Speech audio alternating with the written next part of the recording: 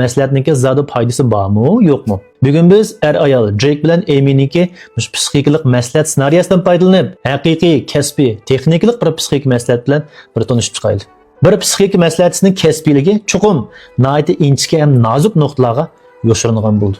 Biz Drake bilan Amy ayolni texnik yaxshi farqlantirib olishimiz uchun ularga Ahmad va Maysam deb bir ism qo'yib olaylik. Ahmad maslahatchining oldiga kelib, lekin to'xtamay telefon qilishga boshladi. Hey, what's going on there, little man? Eating Fritos? Why she stuffs them with junk food drives me crazy. U boshda o'g'liga telefon qilib, ayoliniki davomli bu o'g'liga axlat yemeklik yegizadigandan qaqshadi. Ondan ayoliga telefon qildi. Ayol telefonni olmagandan keyin darhol ayoliga ovozli qushir qoldirishga boshladi. It's me. I'm at Paul's. Where the hell are you? What's going on? Ondan yana darhol lekin ayolning xizmatdoshiga telefon qilib, ayoliniki quchirini egallashga boshladi. 20 minutes or 3 hours? Do you know where she was going? Fuck her. Biz avval Ahmadninki kayfiyatiga diqqat qilib qo'yaylik. Uning qalbidagi bu tashvishlik xira bir hissiyot sifatida emas, balkim nihoyat konkretni bir qilmish, harakat sifatida teshig'i chiqyotdi. Masalan, to'xtamay telefon qilish, inch kuchirlarni surishti qilish hamda aniqsizliklarni aniqlash.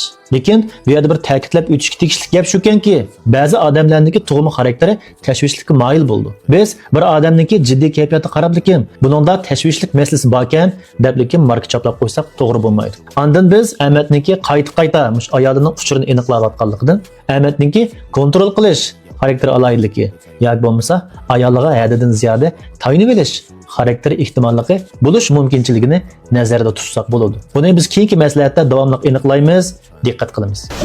Are you comfortable being here with me without Amy? Bu yerda maslahatchi sen men bilan birga turib bearam bo'layotamsan deb savol so'radi. Bu yerda maslahatchi Ahmadningki ulanish xarakteriniki tayinishga bakroq moyilmi yoki kontrol qilishga bakroq moyilmi? Yana bir qadam aniqlamoqchi bo'ldi. Chunki Ahmadningki bu yerdagi tashvishligi balkim o'zi yolg'iz maslahatchining oldida tug'anlikdan bo'lishi mumkin. Shuningdek ayoliniki tezroq qaytib kelib o'zining yanında o'ltirishini, o'ziniki tashvishligiga sal tasalli berishini izlab qolgan bo'lishi mumkin. Biz boshda cho'qim mushkil ehtimollikni aniqlab o'tishimiz kerak. But you said we shouldn't start until we're both here, right? So we wait. We can start at any time you want. It's just if you don't mind that Amy has to hear it all again. No, it's okay. We'll wait. Bu yerda maslahatchi cho'qim o'ziga haddidan ziyoda ishinib ketishniki, akavurligininki oldin elish kerak.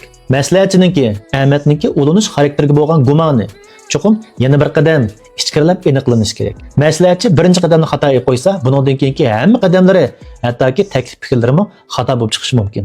Bir layoqatli psixik maslahatchi boshqalarningki kirib qolgan azobidan tezroq chiqishiga yordam bera oladi. 1 yilda chiqadigan azobini 6 oyga 6 oyda chiqadigan azobini 3 oyga qisqartira olish kerak. Ba'zida nurg'unlagan odam men bir qatim psixikalik maslahat elibdikim masalalarimni taltuks hal qilib yetalayman deb o'ylab qoladi. Psixikalik maslahat unchula xosiyatli emas. Bu bizniki 20-30 yilni yoqi yig'ilgan bu masalalarimizni bir qatimdan hal qilib yetalishni atayin. Albatta bizning aqlimizdagi ziddiyatlar nati tez hal bo'ldi. Lekin bizning badanimizdagi hissiy ziddiyatlarni hal qilishga balkim 1 oy, 2 oy vaqt ketishi mumkin.